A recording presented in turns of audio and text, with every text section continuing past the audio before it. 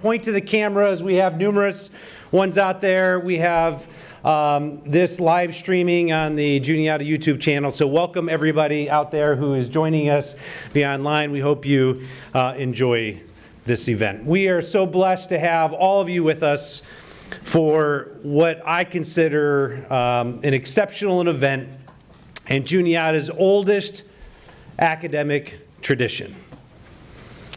It is named after the former president judge of Huntingdon County, John M. Bailey, and this year marks the 110th year that we have done the Bailey Oratorical. What a great Juniata tradition. Part of this tradition is the Loving Cup. I love that name.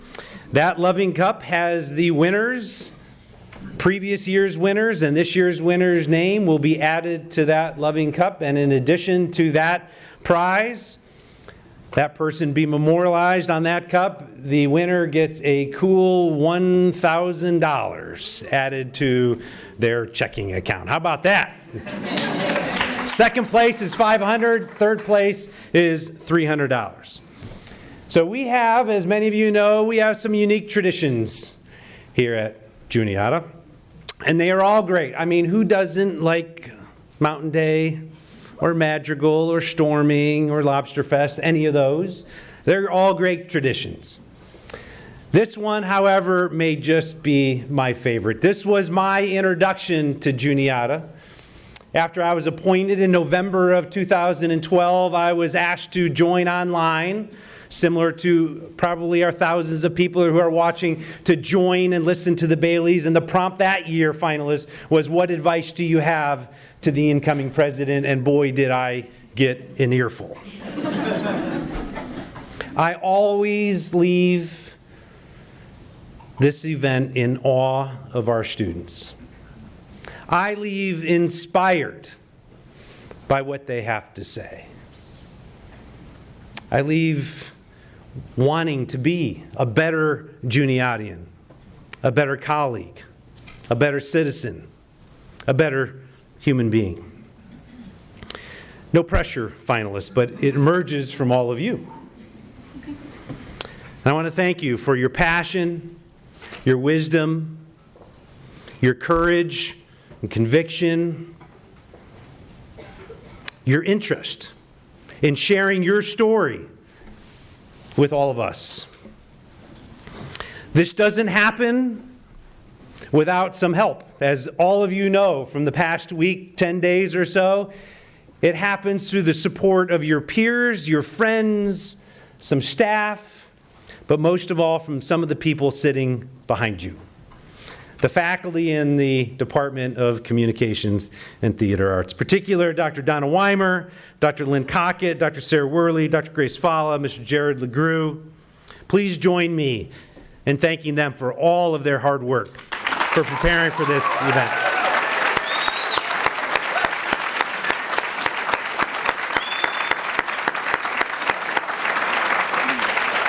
Additionally, I want to say thank you to the nearly 40 students who participated in the preliminary part of this competition. On a Saturday afternoon, a long afternoon, from 8 till who knows when, those students gave speeches and were judged by some external judges. You too gave your time and energy and commitment and passion, enthusiasm for topics that meant something to you. So thank you, and please join me in thanking the rest of the participants in the Baileys this year.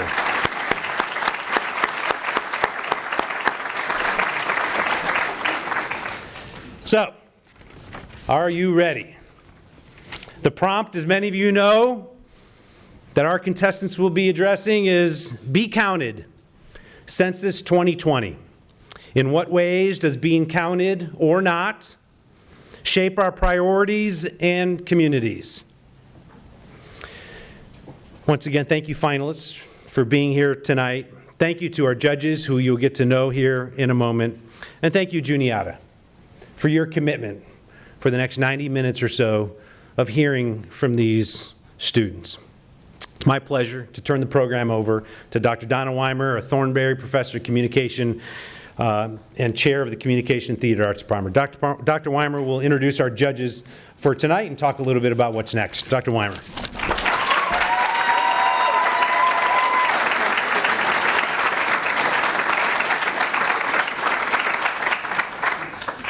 I can't even begin to tell you what a pleasure it is to be here tonight. Thank you, President Troha. For 110 years, students at Juniata have stood before audiences to be counted through their thoughtful persuasion on diverse and difficult topics. It is good to pause, reflect, and listen. So settle in as 7 Juniatians take on the world.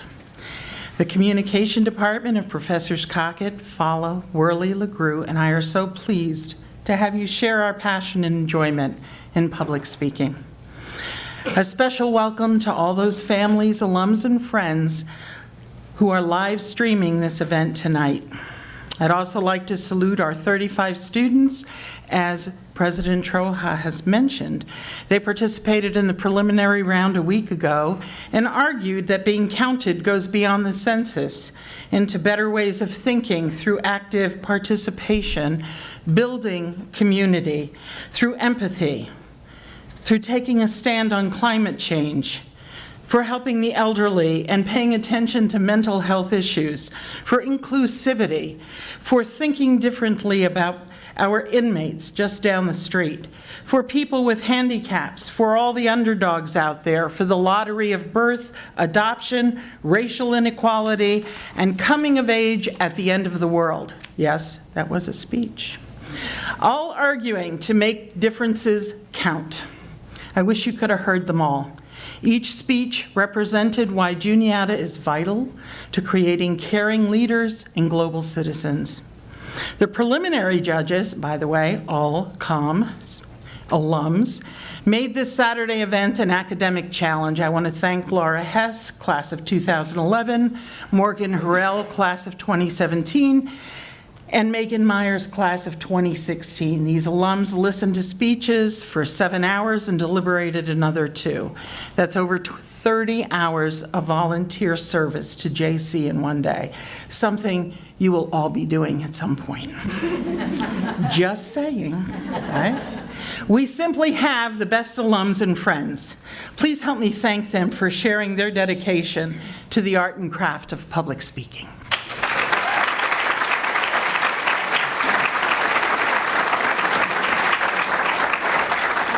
Now, I do go on a bit, I'm sorry, but there are just such wonderful people here that have to be thanked. Heather Bumbarger and Lori Scheidler for arranging this auditorium into an agora of eloquence. Yes, go. The digital media studio, particularly Luke Frigello, Danielle Oakes, and Claire Alfrey, as well as the band of stalwart digital technicians, of whom I cannot all name, including the TSC at the prelims for coordinating the video and live streaming online. Thanks to Zach Fultz and Adam Steele to help make one of the oldest academic events at Juniata High Tech. We thank our Communication and Media Club for their sponsorship and, yes, for the refreshments you will be eating later. That would be Sierra Waite, Claire Alfrey, Javier Rosario. Those are the officers, but there are many, many other club members out there helping. And once again, thanks to Heather Bumbarger for hours of invisible labor to make this event possible.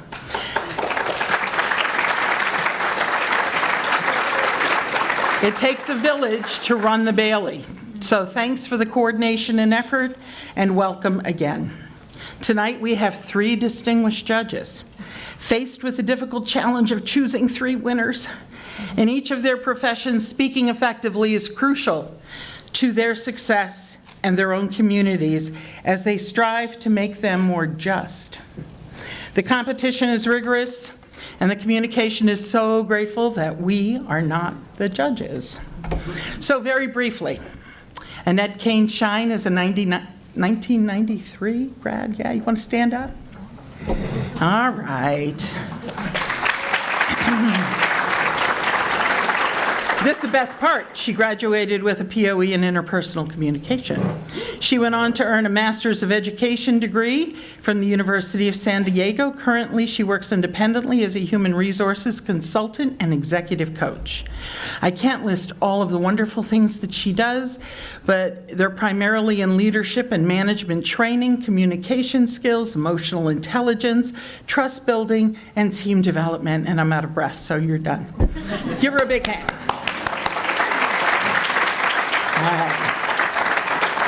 Parisha Shah has a POE, had a POE a long time ago, 2001, in molecular biology and communication. She was one of our first dual degrees, right?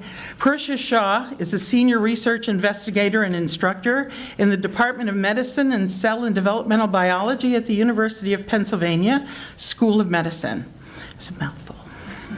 Parisha's research is focused on understanding how DNA is organized in cells and how that organization impacts cellular memory.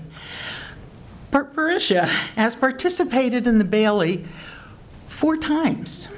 She placed 3. She never won. She's not over it. I'm just telling you right now. She's not over it. Okay? I hear about it all the time. Parisha is an advocate for advancing public science literacy, improving science education, increasing science and engineering opportunities for young women.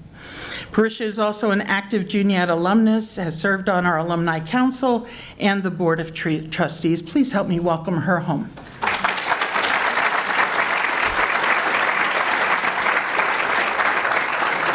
Erin Strine is a 2004 Juniata grad with a POE in Communication and Professional Writing. And she also placed in the Bailey Oratorical as a finalist. You're not standing up, right? You just told her, yeah? I just waved. You just waved, okay, the royal wave. Erin has a master's in publications design from the University of Baltimore, and she is the senior marketing research consultant at Sage Age Strategies, a strategic marketing and consulting firm focusing on the senior living industry, which at my age I understand is a growing market. So please help me welcome Erin home.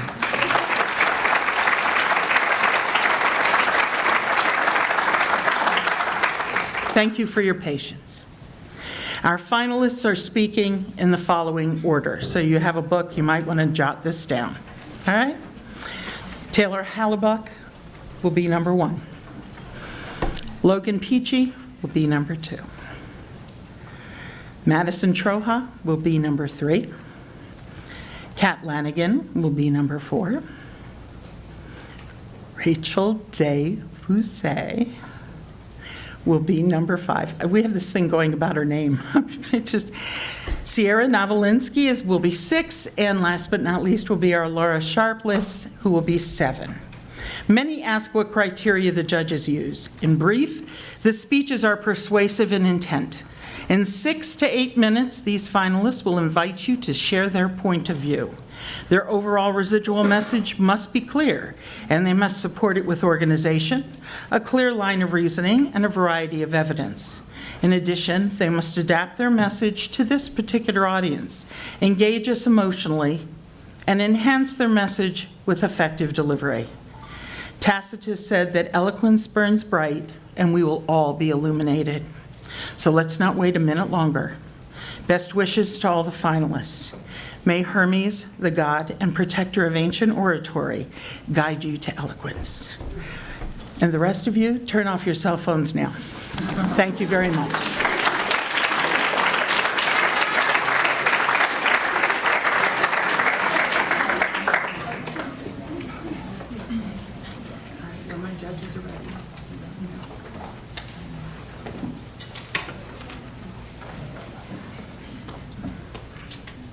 Taylor Hallabuk.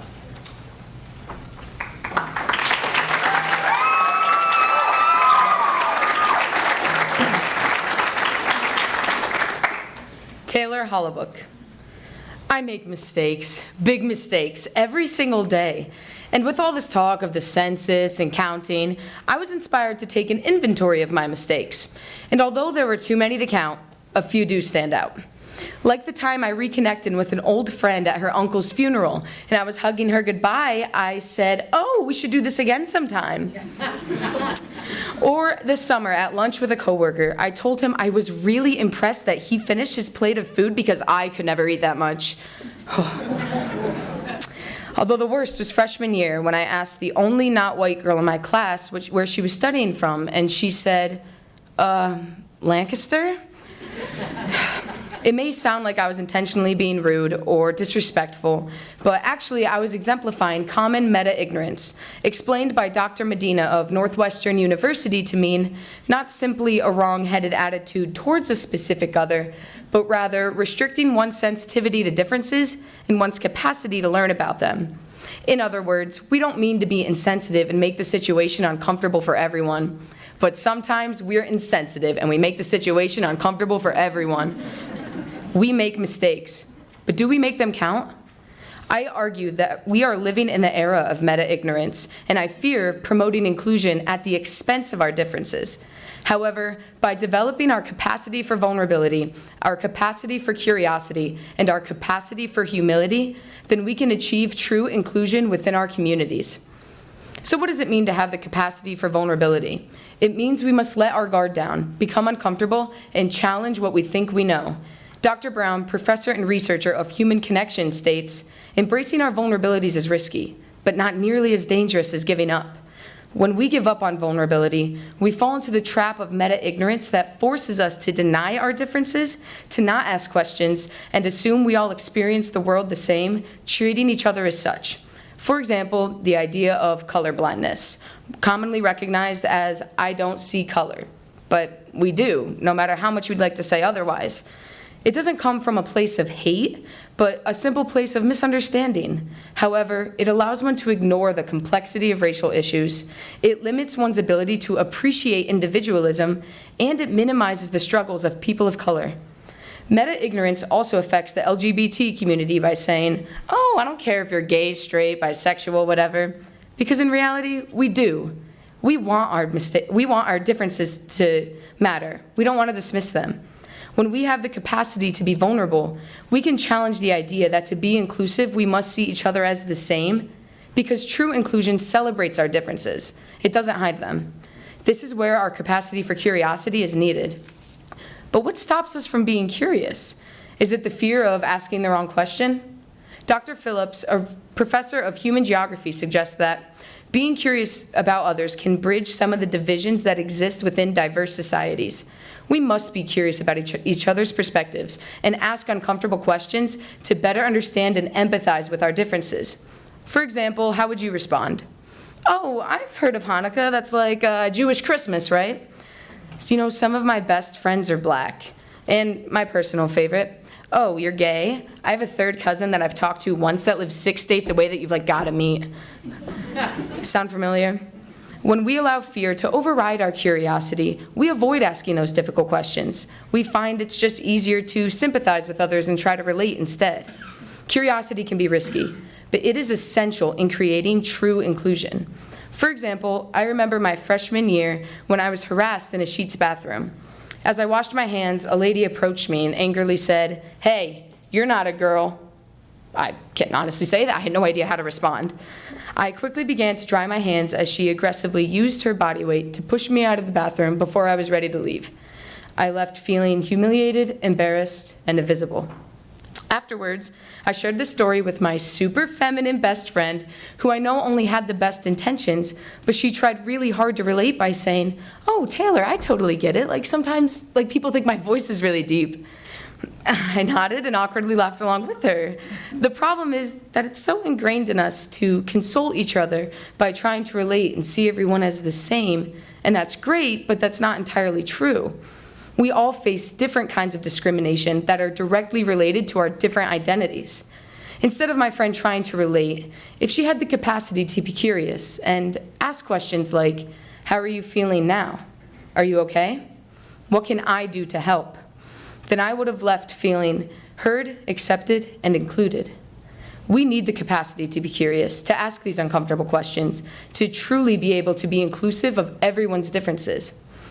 Having vulnerability and curiosity gives us the tools we need to create our capacity for humility. I'm confident in saying that we all want an inclusive community at Juniata, but I'm also confident in saying that we make mistakes. But let's make our mistakes count. Let us be humble in our reaction to them. We have unintentionally adapted the mindset that we don't have the space to make mistakes. In class, we are only given points for correct answers instead of our process. In sports, we are only given recognition for scoring the point instead of producing the play. But most importantly, when trying to be an ally, we are only recognized for when we do it exactly right instead of our process of trying and getting it wrong. We show humility when we make our mistakes count. It's okay to be wrong. These mistakes are typically not intentional. The person was trying and just not getting it right. This could sound something like, "But you're so nice, I could have never guessed you were a Republican." "Your mood changes so fast, what are you, bipolar?" Or, "Oh, you're pregnant." "Oh, you're not." Famous American poet and civil rights activist Maya Angelou states, "If you live, you will make mistakes. It's inevitable. But once you do and you see the mistake, then you forgive yourself and you say, well, if I had known better, I'd have done better." That's what counts. How does having the capacity for humility make us inclusive? Well, we accept others' mistakes by not getting angry, and we forgive our own mistakes by asking questions. We can choose to not let our mistakes define us.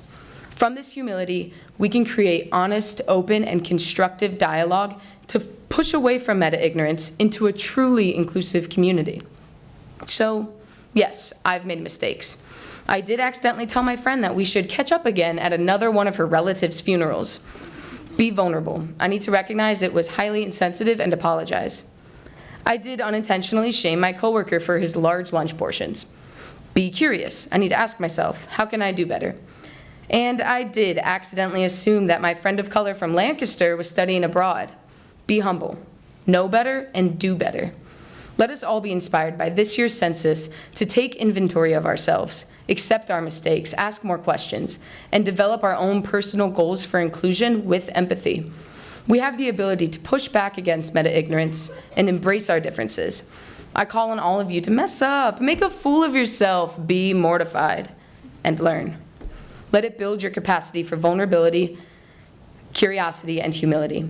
We owe it to ourselves, to our neighbors, and to our Juniata community to make our mistakes count.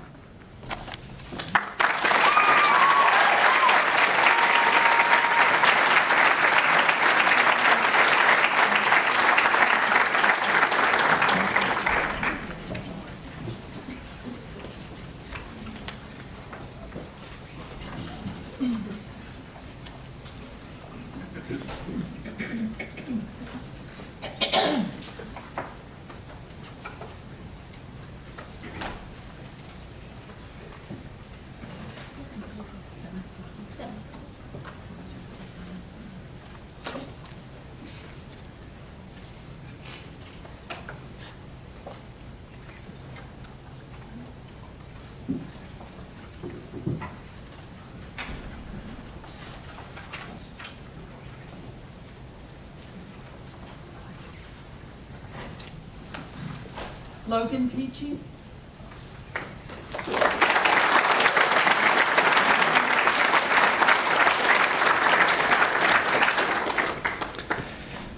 Logan Peachey.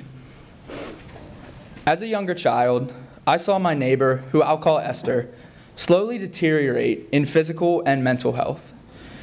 Her decline in health began with her checking her mailbox 10 or more times a day, and eventually led to her leaving her home and wandering the neighborhood late at night. Looking back on her situation, it is apparent to me that elderly people like Esther need various resources to not only keep their quality of life high, but keep them safe as well. Individuals like her are everywhere. According to a 2015 population estimate, almost 48 million people in the U.S. are aged 65 and over. As more people live longer, more resources must be provided to elderly individuals. Resources like medication, Medicare, and mass transit all work to provide quality of life and protection for the elderly. Funding for those resources is distributed according to data from the census. This year's census will be completed primarily online for the first time in U.S. history, complicating the process for an aging America. We are obligated to aid the elderly in completing this online census. In doing so, we will ensure quality of life and safety for the elderly, while also benefiting us personally and our community. Why is it so important that we have an accurate count of the elderly? The U.S. government distributes funding according to census data for resources such as medication, Medicare, and mass transit. According to the National Conference of State Legislators, $600 million were distributed across the country in 2015. 2010 census data determined how that money was distributed. If the people around you don't get counted, the funding will disappear. Not counting a large percentage of the elderly would have implications that span many professions and across every generation. Even I would be affected by a miscount. My career goals are focused in the discipline of drug discovery. The National Center for Biotechnology Information states that early-stage funding of pharmaceutical research comes primarily from the government through the National Institutes of Health. This year's census will affect funding of pharmaceutical research for the next 10 years, which is crucial to the beginning of my career. This census has significance for me by affecting funding for any research projects that I may undertake. But funding research will not only affect me. It's very possible that research is being done this very second on a drug that may cure you of an illness later in your life. Ensuring the accurate count of senior citizens affects not only future researchers like myself, but future possible patients like everybody here. A miscount of the elderly could actually have an impact in our personal lives too. If resources such as Medicare and mass transit would be cut, responsibilities for assisting our elderly friends and family would be taken on by loved ones. Providing long-term care is often not an option for many people. Factors such as time, money, and space may limit the help that you are able to provide. A study done in 2010 in Taiwan found that the burden on caregivers was significantly predicted by the number of hours per day devoted to caregiving. Those feelings of burden cause many physical and mental health issues with caregivers. These unfortunate side effects of caregiving can be significantly reduced if we ensure an accurate count of the elderly. An inaccurate count of the elderly would impact our local community of Huntingdon as well. According to the last census in 2010, 16% of the population in Huntingdon are seniors. That's almost 1 in 5 people in our community. 36% of those seniors live alone, putting them at the greatest risk of being uncounted. If those individuals go uncounted, funding for places in Huntingdon, such as Standing Stone Senior Center and the CART Shared Ride program, could face cuts that may leave them unable to operate. Clearly, there are far-reaching impacts of an inaccurate count of the elderly. Why is there a high chance of a miscount of the elderly this year? There is a new factor in the 2020 census that complicates the process for an aging America. For the first time in U.S. history, the census will be completed primarily online. And I'm sure that we all have at least one example of an older individual struggling with technology. In fact, a U.S. Census Bureau survey found that 56% of the elderly population is uncomfortable with an online census. Additionally, map data from the 2010 census shows considerable overlap between areas of high populations of elderly individuals and high populations of elderly individuals with a disability who also live alone. Elderly individuals who live alone are of the greatest concern. If we do not take the time to ensure that the elderly know how to properly complete the online census, they will likely go uncounted. How will we as a community ensure that our elderly can complete the online census? The answer is simple. We need to check up on the elderly people in our lives. Ensure that they know how to complete the online census. Offer your assistance for only 15 minutes to guarantee that they get counted. Or, if you'd like to take a bigger role in the process, have yourself or someone you know apply to be census takers for the upcoming year. Take a moment with me to think about the elderly people in your life that may be affected by a possible miscount. Maybe it's a parent, a grandparent, or a neighbor down the street like Esther that you visit with on occasion. What resources do they have that ensure their quality of life and safety? Do they need someone to provide them with in-home care? Are they able to get around on their own? Do they need any medication or health insurance?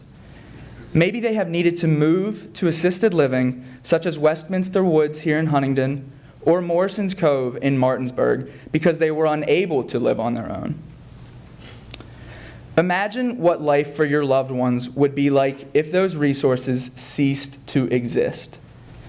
That possibility does not have to be the reality. It is our responsibility to help our elderly with this online census.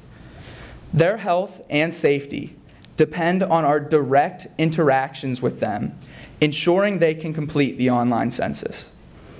Make a phone call, enjoy a visit, or even send a text because, yes, elderly do text. By doing so, you can help provide necessary resources and give better quality of life and safety for our elders here in Huntingdon and in your own neighborhood.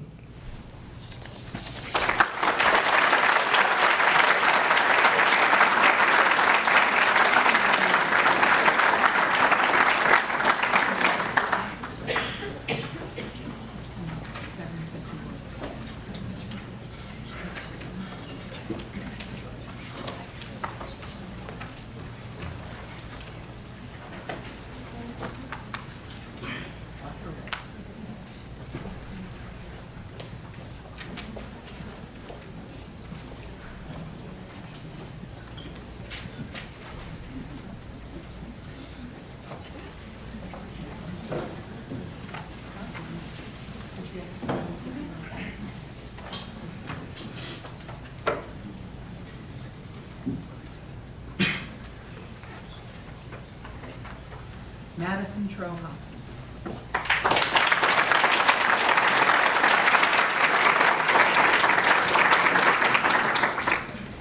Madison Troha.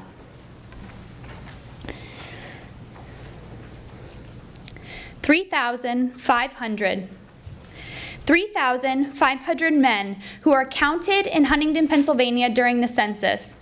But do they actually count? Growing up in Huntingdon, I drove past the huge brick walls with those scary spiraled wires perched above the layered fences, the locked gates, and the patrol cars that drive in circles around the building.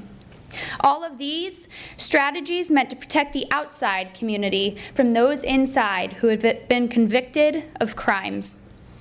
I never gave thought to the community that exists within those walls. Now, after taking the Juniata Inside Out course in our local maximum security prison, I see the buildings differently, as the homes to the men who have changed my life.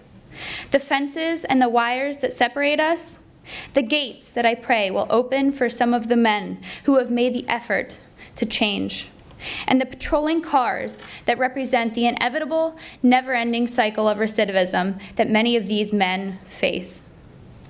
According to Pew Research Center, almost 50% of inmates that are released end up back in prison.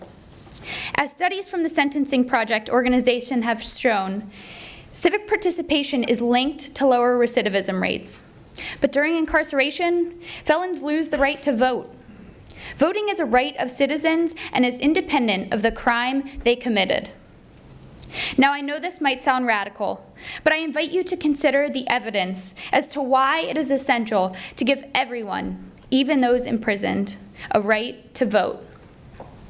I argue that acknowledging voting rights of incarcerated citizens would remind us all of our shared humanity, leading to the possibility of real reform to the American prison system. Doing this would require that we recognize the racial disparities of prisons and in society. and reinforce our civility by investing in education for inmates, and remind ourselves and the inmates of our shared humanity. Their voice and their lives should count too. So let's talk about disparities. Many of my Inside classmates in the Inside Out course are the epitome of being dealt an unfair hand in life. They grew up in poverty and with access to very few, if any, resources. Similar to the representation in my Inside Out course, the American prison system is primarily made up of racial minorities. Even though there's little statistical difference in African Americans and white Americans actually committing the crimes, according to the NAACP, African Americans are incarcerated at more than 5 times the rate of white Americans. And although African Americans and Hispanics make up approximately 1/3 of the US population, in 2015, they unfairly comprised over half of all incarcerated people. Due to this high percentage, disenfranchisement has the greatest impact on minorities, ultimately preventing significant voices from being heard and counted. Rather than eliminating their voice, we would be a stronger nation if our political system allowed the voices of the disenfranchised to express their perspectives from the inside. So how can we address disparity and reduce recidivism? We can reinforce civility by educating the incarcerated and preparing them for citizenship. As human beings, we spend most of our lives searching for a purpose and a reason to be alive, both inside and out. Although yes, we can all educate ourselves simply for the purpose of gaining knowledge, but we also instinctively educate ourselves to have a purpose and to feel useful in society.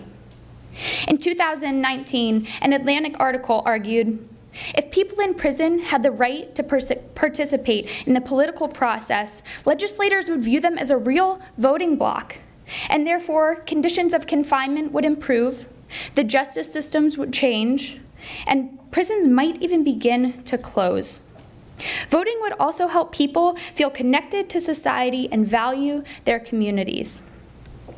As stated recently by the Hamilton Project, the United States spends nearly $81 billion per year on corrections.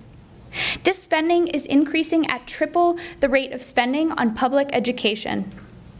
So if we're going to invest all of this money on rehabilitation efforts for those inside, and according to the Bureau of Justice, 95% of inmates will be released, this means that we should give them the rights and opportunities to utilize those tools once they re-enter their communities.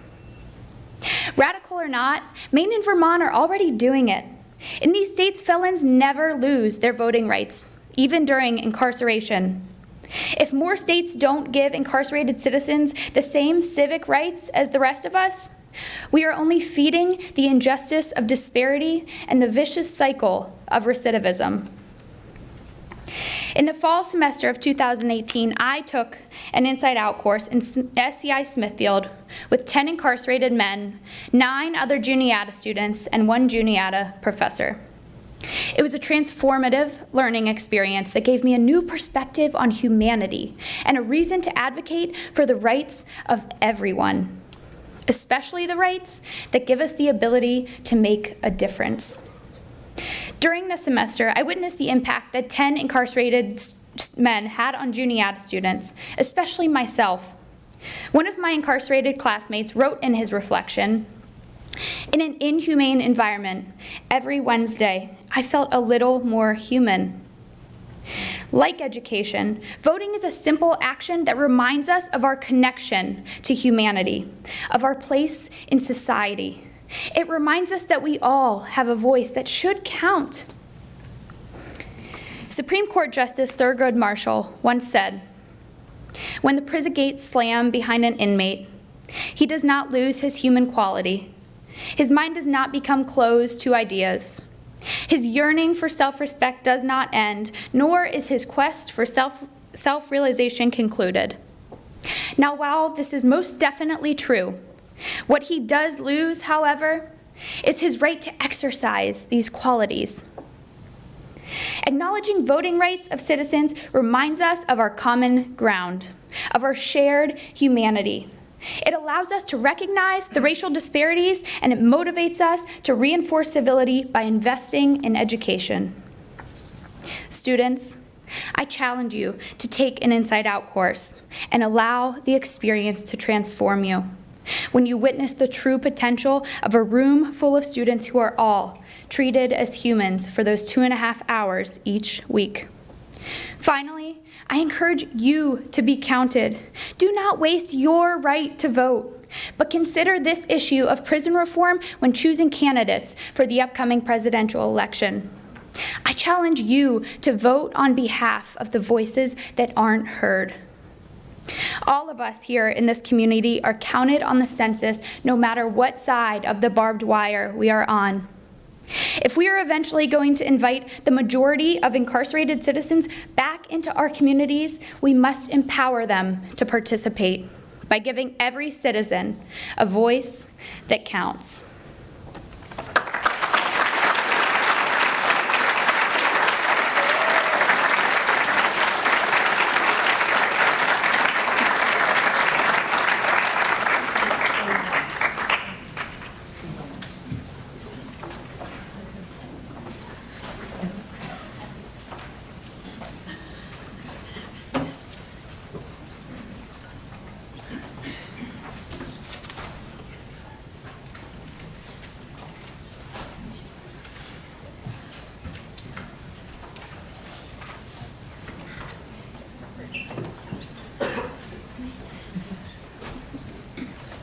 Lanigan.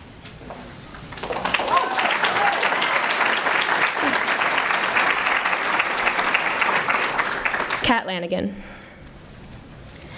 The Bailey is Juniata's oldest academic tradition, and I'm sure that for as long as it has existed, the communication professors have been instructing their students, you have to speak about your expertise. Got it. I would do anything they told me to. So I'm here tonight to talk about my expertise. Sex. I'm kidding. Well, I really am going to talk about sex. My honors thesis this year focuses on the ways women view themselves based on their sexual experiences. What I'm learning from interviewing women on campus is that it's not easy to talk about our sexuality in a serious and humane way, to really acknowledge ourselves as sexual beings. We've internalized a tremendous reluctance to approach the topic of sex. But if we thought about and approached sex more mindfully as a culture, then we could think about and approach it more safely, too. The Census Bureau recently released a document detailing the 48 significant ways the census data is actually used, things like planning for hospitals and designing public safety strategies. This should make us think about what our communities owe us as citizens and what parts of our lives count and can be supported. I'm not asking the census to ask us about our sexuality. That's definitely not it. What I want us to consider is a more essential level of counting, where together we reflect on the parts of our humanity that are the hardest to approach. This isn't about a government document, this is about our lived experiences. Because being counted to me means that you're supported, protected, and valued as a citizen within a community. And if we aren't being acknowledged as citizens who also have sex, we're not being valued completely. If our communities want to count us, they have to count our full selves, our full humanity, sex included. To do this, we need to change the way that we reflect on sex with our parents, our education, and ourselves. Let's start at the beginning with our parents. Fundamentally, most parents just want their children to stay safe. They spend years reiterating lessons they think are necessary for us as growing humans, making sure we eat our vegetables, brush our teeth, and cross the road safely. But when it comes to sex, this staunch commitment to our safety seems to reach its breaking point.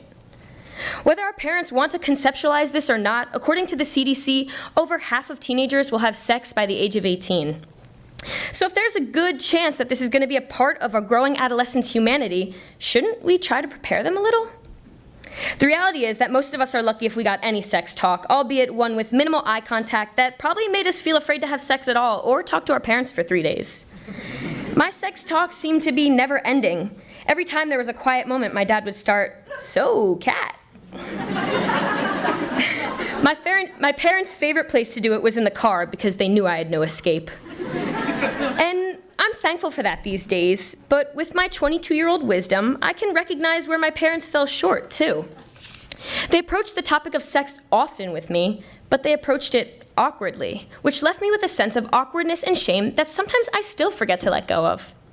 So perhaps you can see now this crucial area where we can sometimes quite literally have our children as a captive audience and yet still miss the mark or not even attempt to shoot. If we can't recognize our children as growing beings that will approach sexuality, how can they recognize that in themselves? Our parenting is one of the key areas where we need to work to empower growing sexual citizens, not panic them. The other key area where we need to shift our view of sex is our formal education, namely schools and religious centers. The teachers in our institutions, just like our parents, work hard to raise citizens that will live out healthy and helpful lives. We teach our students scientific and financial literacy, but what about sexual literacy? According to Planned Parenthood, only 24 U.S. states mandate sex education in their schools. Here in Huntingdon at the local high school, students experience abstinence-only sex education, that the safest and best way as a teenager to have sex is to not. But sexual literacy probably doesn't look like just waiting until marriage, when you'll probably still have no idea what to do. Sexual literacy looks like owning tools and knowledge about consent, STDs, sexual orientation, healthy relationships, gender identity, how to say no, and more. Indeed, states with abstinence-only sex education have the highest rates of teenage pregnancy and STDs, according to the CDC. Yes, it's equally valid to wait until marriage, but we all have to be ready to delve into this world safely when need be. At the Stone Church just across the street from our campus, parent efforts have solidified comprehensive sex education to fill the gaps that the high school sex ed won't. My local Juniata friends that experienced Stone Church sex ed detailed to me the ways their education allowed them to freely explore their sexual orientation and reflect on safe ways to participate in sex. So now we've looked at how our parents and education play into our understanding of sex on a cultural level. So how do we need to view sex on a personal level? At this very podium 2 years ago, I reflected on my own sexual assault. Given all the efforts my parents put into making me approach sex mindfully, they were shocked to know this could still happen to me. They thought I was equipped to get myself out of that kind of situation. Truth is that my sex ed couldn't have prevented this assault. What my sex ed did do for me, though, was give me the ability to know what happened, to articulate it, and to believe that I would still be able to have healthy, happy sexual experiences moving forward. This relationship I've been allowed to cultivate within myself as a sexual being helped me recognize that I deserve to feel and demand ownership over my body. Being able to reflect with yourself about sex, about the ways you've been taught about it, the ways you experience it, is key. To be counted holistically, we need to break down the archaic structures that prevent us from being authentic with ourselves and others, from recognizing ourselves and others as sexual beings. Our priorities can no longer be shaped by our unwillingness to openly acknowledge sex. Any internalized religious or heteronormative values that we have should no longer guide our policies and rhetoric. Our policies now need to be shaped by data that shows our citizens need to be safer, and there are things we can actually do about it. Somewhere deep down, we seem to be at least acutely aware as a culture that many of us are having sex. So when and how are we going to start acknowledging this? I think there are little things we can do every day to change our communities and advocate for sexual citizenship, even if you aren't sexually active. And each and every one of our voice matters to create this change. First, and this one includes a period of immense discomfort, you can begin to vocalize how you feel about sex and why or why not you choose to have it. It can be for you, your partners, your friends or teammates, your Bailey speech. We need to start sharing the funny stories, happy stories, sad stories, gross stories. We need to reflect on ourselves as citizens whose sexuality is valid. After all, if we think about and approach sex more mindfully, then we can think about and approach it more safely too. And if we create a healthier rhetoric surrounding sex, then it can drive policy change in our communities to provide comprehensive sex education, to give our citizens the tools they need to navigate the sexual world. If the goal of our communities is to prioritize and protect our citizens, to count ourselves, then let's do it. Let's count ourselves, every part of ourselves.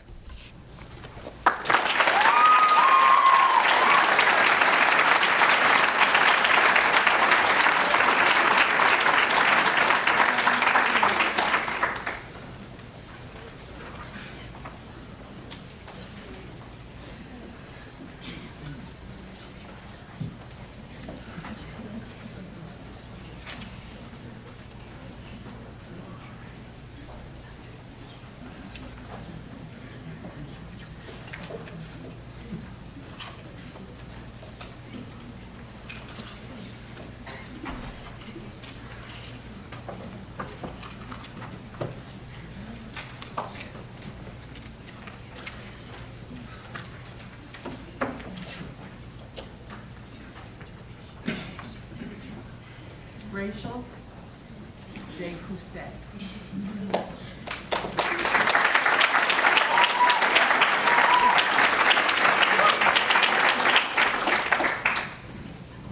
Rachel DesFosses. When you look at me, what do you see? If I asked you to guess my ethnicity, I'd bet that you would be unsure. I've had people guess that I'm white, Hispanic, Greek, Italian, Asian. I've had people guess that I was a lot of different ethnicities. The upcoming census will ask us to check a box for our ethnicity. If you were to check a box for me, you might choose Asian. Juniata has progressively grown in diversity. In the last 20 years, the percentage of mixed and minority students has doubled from 7.7 to 14.2%.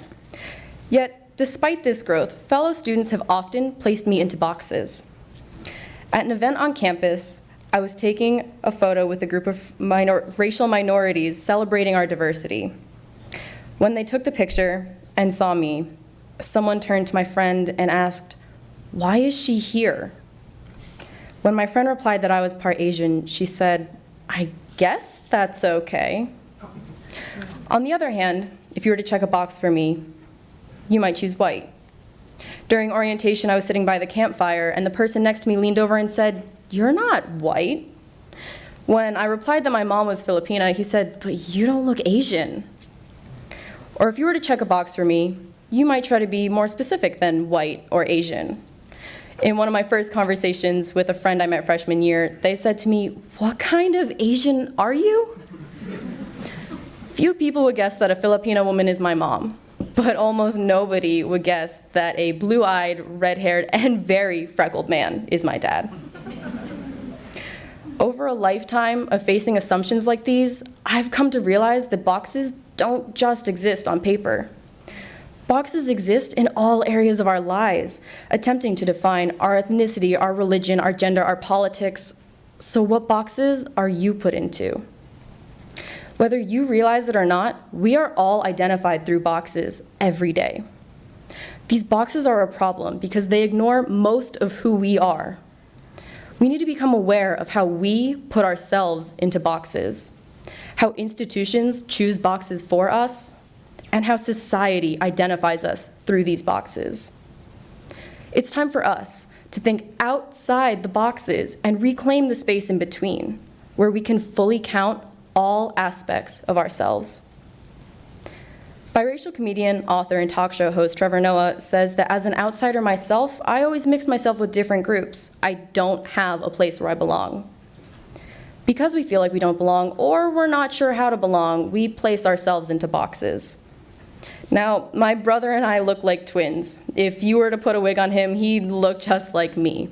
Yet, he and I deny ourselves this space in between the boxes. We ask each other, "Do you think you're white or Asian?" But what he'll tell you is that he sees himself as more white than Asian. However, I tend to see myself as more Asian than white. But what we're really asking ourselves is, what part of yourself do you identify with, and what part do you choose to ignore? Pew Research Center led a study in which mixed-race people were asked if they considered themselves multiracial. 61% said they did not. They viewed themselves as one race. This was because they felt like they weren't multiracial because of the way they looked or the way they were raised. So many people seem to deny themselves the space in between, just as my brother and I do. But not only do we put ourselves into internal boxes, institutions constantly force us to choose boxes. I first encountered the way institutions force checkboxes onto who I am when I applied to college. When I used Common App, the application that many students use to apply to college, I confronted checkboxes of the following ethnicities: white, Hispanic, Native American, Asian, African American, and Pacific Islander. You could only choose one, and if none of those fit, you were channeled into the checkbox labeled Other. Institutions don't see who I really am. They only see me as other. I spent days trying to figure out what I wanted to label myself. I didn't want to select other. It didn't feel right to me. But college applications don't wait for you to solve your identity crisis, and I was running out of time. With one box, I joined the outcasts, known as others. It wasn't until this year, when I became Juniata Associate for Grants and Contracts, that I realized choosing other didn't just affect me. My supervisor, Mike Keating, Juniata's grants administrator, said that students who chose other on college applications are not counted in the demographics of many schools, including Juniata. So with one word and one box, I unwittingly chose to be rendered invisible. But these numbers are also affecting funding. When students are not counted in demographic statistics, it is impossible to present accurate data when a school applies for grants. An institution is unlikely to receive funding for underrepresented ethnicities if those ethnicities are invisible in the data.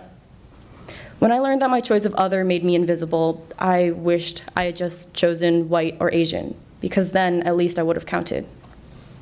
Other is the option when institutions, including the census, don't want to bother figuring out who we really are. But other should never be an option. But boxes don't just exist for ethnicity or on paper. These boxes have been ingrained throughout our society. These boxes are on our driver's licenses, our job applications, and the census. In the last census, many people were faced with the same choice I was. Nearly 20 million people chose to select the other checkbox. 20 million people, like me, struggled with an either-or choice. Society is dominated by these boxes that polarize us. For example, are you Democrat or Republican? Bipartisan politics creates conflict. Are you male or female? Misrepresenting gender creates misinterpretation. Are you Christian or Muslim? Religious opposition creates judgment.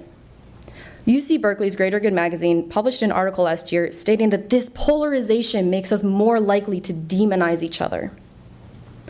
Each of us has been put into a box by someone around us. Each of us has been forced to put ourselves into boxes. All of us have been identified and valued through a box. But we are better and more than boxes. Eliminating these boxes and accepting the space between us opens possibilities for discussion rather than conflict, for awareness rather than misinterpretation, for understanding rather than judgment. When you look at someone, instead of seeing a box, envision a blank space for us to fill in ourselves. When you're filling out a form or an application, instead of seeing a box, see a question mark followed by a blank space for you to decide who you are on your own terms.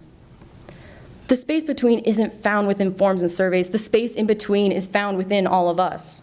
We are all more than a set of predetermined categories. When you look at me, what do you see? I am not someone who should be boxed in, and neither are you. Juniata encourages us to think about who we are. I also challenge you to think about who you will become. I challenge you to break free of your boxes. Be counted for who you truly are.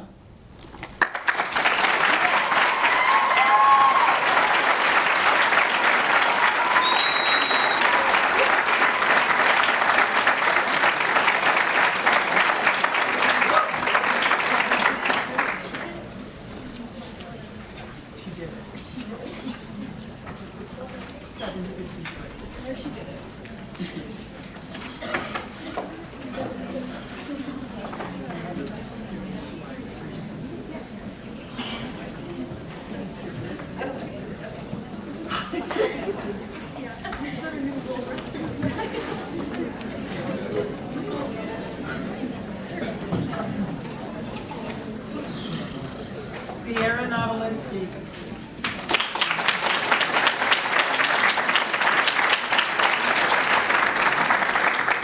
Sierra Nawalinski.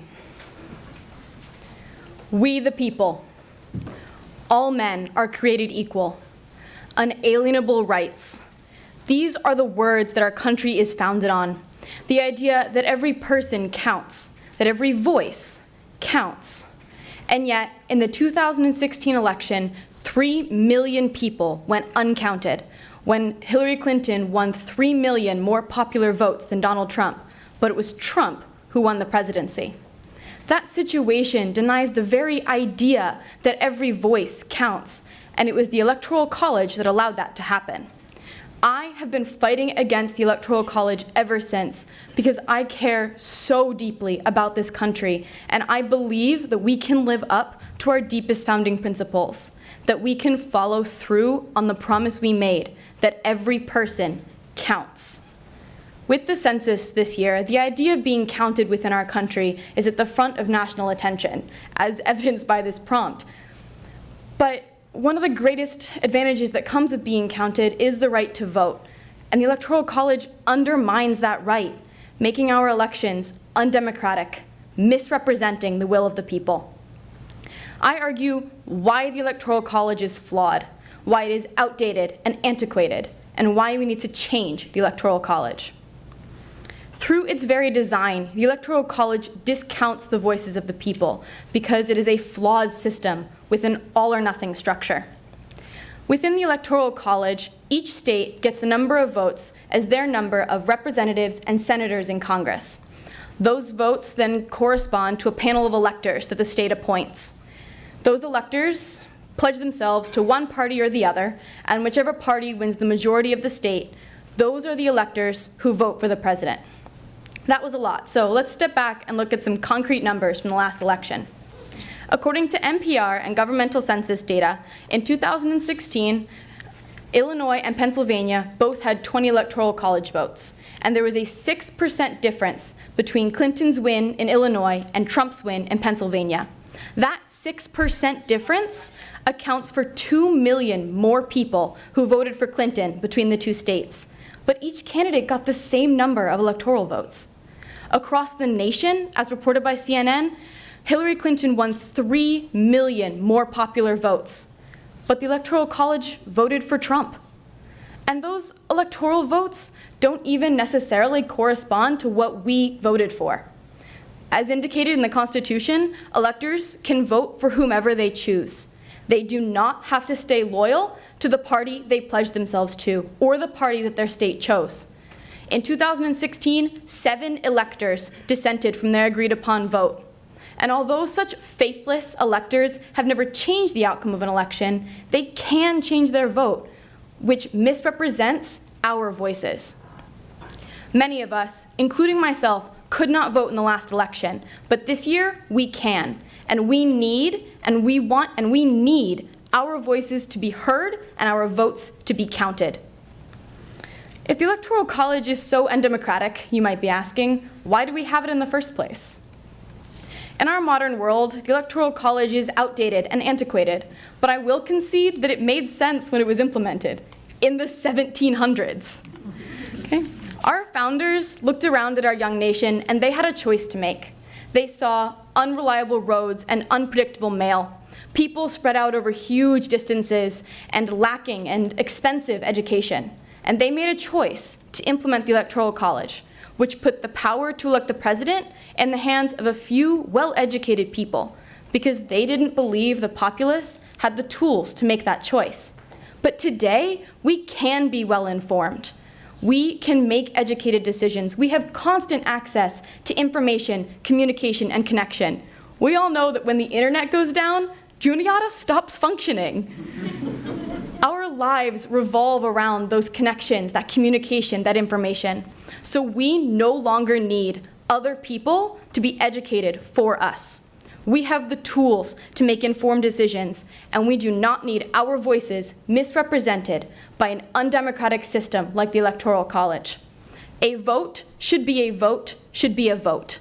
And we can achieve that by implementing a popular vote, where the president is chosen simply by winning the majority of votes cast across the country.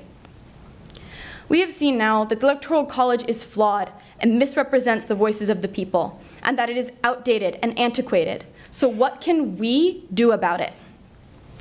Although the Electoral College is written in the Constitution is not written in stone. It is paper, and paper can be changed. I mentioned earlier the words, "all men are created equal," which is a phrase from the Declaration of Independence and is a founding promise of our nation. And we have already changed to better fulfill that promise of equality. As a woman, I can vote now because we changed the Constitution to better fulfill the promises we have made. And we can do it again. We can implement an amendment to remove the Electoral College and implement a popular vote instead. We can remove this system that undermines the will of the public and is distinctly undemocratic. Before we change the Constitution, more than half the people in this room were ignored and uncounted. And we can change again. We can put in a popular vote so every voice truly counts. We all want our voices to be heard. We all have things to say, problems to expose, solutions we want found. And America made a promise to her citizens that each and every one of our voices would count. The Electoral College misrepresents the will of the people and denies that democratic promise that we as a country made 200 years ago. The Electoral College as a voting system is flawed, outdated, antiquated, and has no place in our modern world. We can change the Constitution to implement a popular vote instead. America was founded on the idea that every person counts. The Electoral College takes away that right, leaving our voices unheard. But we can make ourselves heard. We can be informed and inform others. We can vote and cast our ballots. A popular vote would ensure that every person who votes is truly heard, so that the next time we elect a president, we can honestly say that the choice came from we, the people.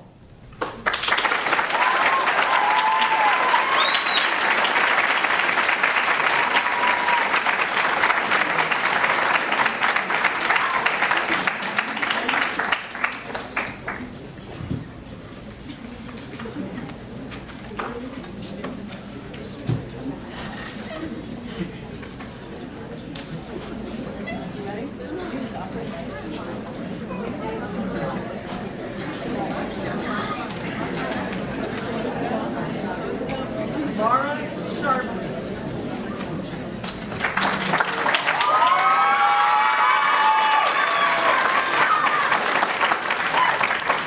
Lara Sharpless. Imagine, you and your friends decide to check out a new restaurant. Upon arriving, you are encapsulated by the wonderful smells and make your way up the front stairs to the door. You are seated next to a window where you look out to see a group of people approaching. You then notice that one of those people uses a wheelchair. That person is unable to come and enjoy a meal with their friends, stopped only by a few stairs. There is no accessible entrance, and they are forced to find somewhere else to eat. 7 million Americans face this reality because they require assistive devices for mobility. By being inaccessible, communities are shutting out an entire group of people. According to the Census website, the data collected on the census determines how billions of dollars in federal funding is put into states and communities each year. Yet, there is no question regarding disability. How are communities supposed to become more accessible if they can't receive the funding to do so? Our campus prides itself on being inclusive for people regardless of their gender, sexual orientation, race, or ethnicity. But what about ability? As a society, are we privileging ability over disability and leaving out millions of people just because it's easier than making things more accessible? How are we supposed to count everyone if we were ignoring some of the numbers? As someone with rheumatoid arthritis and autoimmune disease that attacks my joints, I often rely on things being accessible. As an advocate for accessibility, I want to demonstrate that spreading inclusion to those who may move or think differently is easier than you may realize. The 3 easiest ways to become an advocate for accessibility and inclusion are to be aware, be respectful, and be a voice. By being all 3, we become advocates. We can help create a more inclusive environment for everyone of every ability. The first step in becoming an advocate is to be aware that inaccessibility happens. But in order to do so, we need to know what inaccessible means. In a dictionary sense, inaccessible means unable to be reached or used. But in actuality, it means so much more.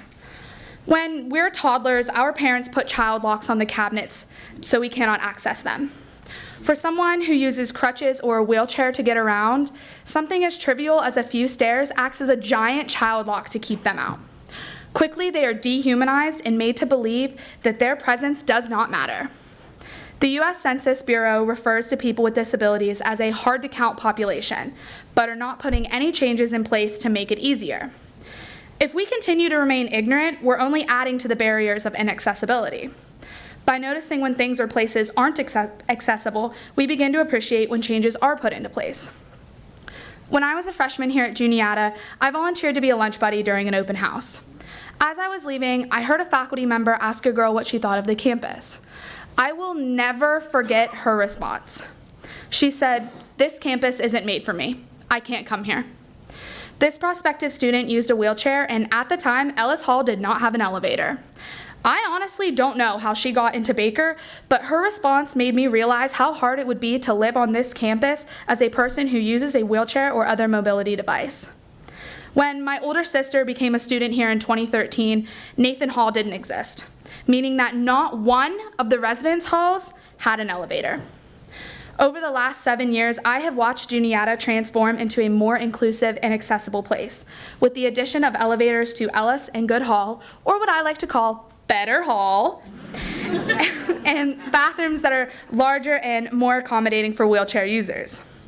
These changes have been crucial in continuing to create an inclusive environment on campus. But with changes to our facilities, we also have to challenge the attitudes and perceptions of our community members, which comes in the form of respect. The next step in becoming an advocate is to be respectful. I'm sure most of us are aware of the never-ending battle of trying to find a parking spot on this campus. Lots fill up quickly, and it seems like there are never enough spots. The Americans with Disability Act requires that for every parking lot of 100 spots, at least 4 of them have to be handicap accessible. I spoke to our former director of public safety, Jesse Leonard, and I asked him how often they write tickets for people parking illegally in handicapped spots. He told me that he probably hasn't had to write anyone up for that in the last 3 years, but he did clarify that just because no one has been issued a ticket didn't mean it doesn't happen. People tend to pull into these spots, throw their four-ways on, and quickly run inside. Not only is it illegal to park in handicapped spots, it's disrespectful. These spots are designed to be wider and closer to buildings so people can get from their vehicles to the buildings more efficiently. Although it may not be an issue on our campus, it is across the country. A 2018 study by Braun Ability found that 74% of people have personally seen a handicap accessible parking space being improperly used. 74%. That is equal to 300 of you in this room witnessing the misuse of accessible parking. When people who don't absolutely need accessible spots use them, it once again creates a barrier and once again shows exclusion.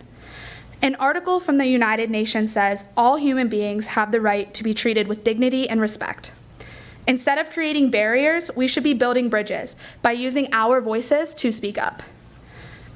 Becoming an advocate for accessibility and inclusion requires that we be aware and be respectful, but arguably the most important step is being a voice. By speaking up for injustices when you see them, you are bringing more attention to them with the intent of solving the problem. I understand that not all problems regarding inaccessibility can be solved by one person, but one person can help change the little things. Let's go back to the parking spot example. Last spring, I noticed dumpsters outside of res halls in the handicap spots. These dumpsters were to be used for students while they moved out of their rooms. I emailed Matthew Damschroeder, our Dean of Students, and asked why they were there and blocking the handicap spots. He told me that it was a mistake by the company that the school gets the dumpsters from, and that he would make sure that they were moved. Within 24 hours, the spots were freed up again. I saw an injustice, used my voice, and spoke up. It didn't take much time or effort, and it was fixed relatively quickly. We may not be able to fix the census as quickly, but we can raise our voice for inclusion.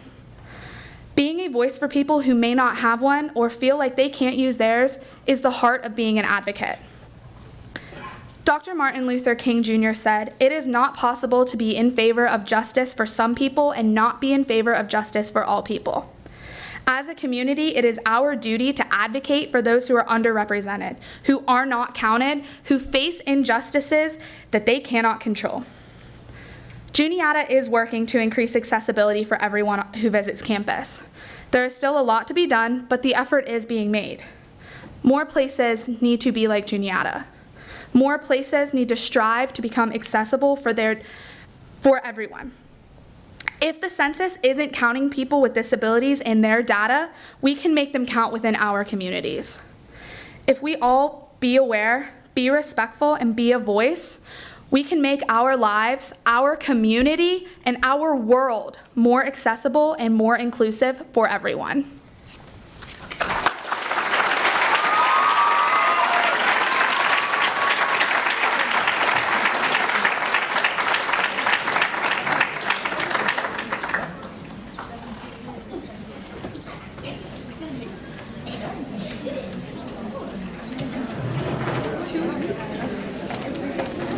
That concludes our 2020 Bailey competition. How about a big hand for this courage? What a group!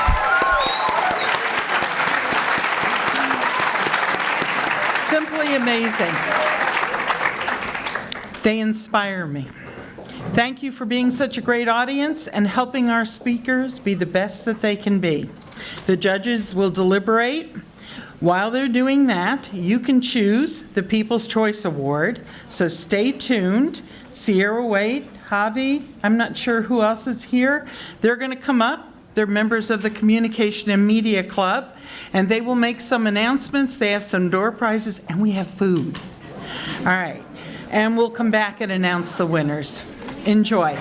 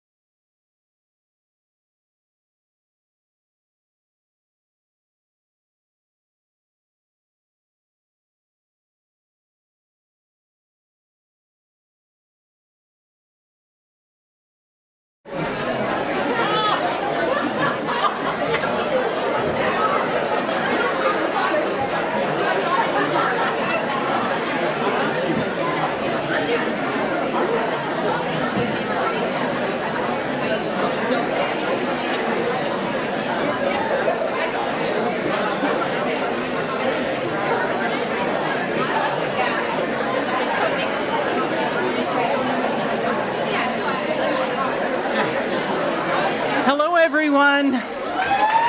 Woohoo!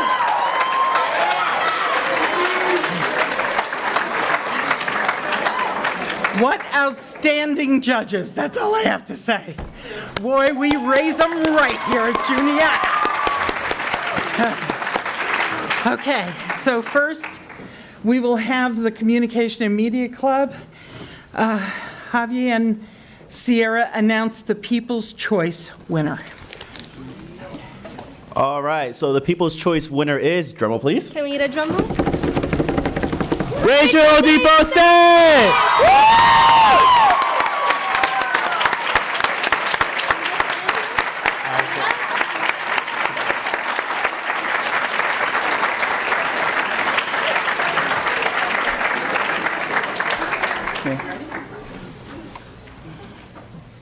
Good evening. So I'm going to take just a moment. For those of you who don't know me, I'm Lauren Bowen. I work as the provost or the senior academic officer. And I want to take just a moment to speak to the 7 finalists and to say that this is our finest academic tradition, and you have done us proud. And so congratulations to all of you.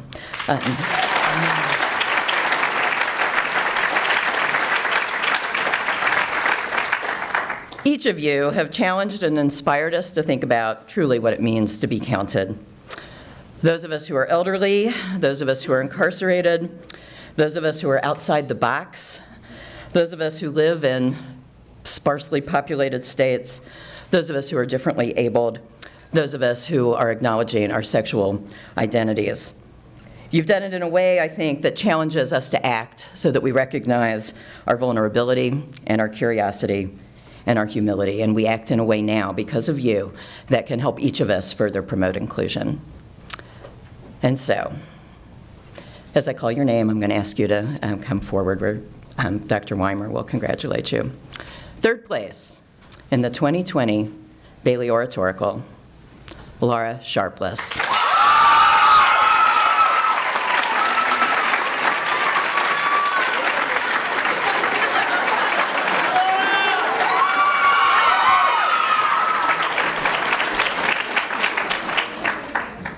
And in 2nd place, Madison Troha.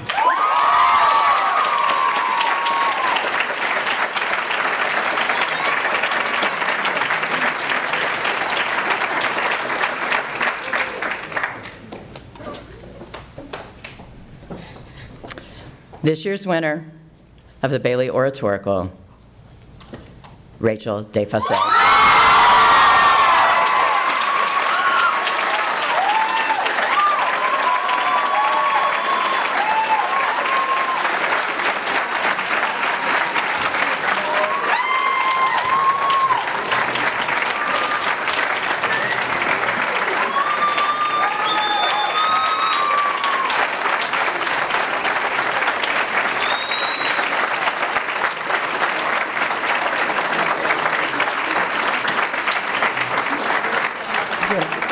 Y'all have been an awesome audience. It makes such a difference at Juniata. I thank all of you for being here. I'm going to ask all the finalists to stay so that you can be part of photographs. And again, a round of applause for our judges, for the Communication and Theater Arts Department, and for your 7 finalists.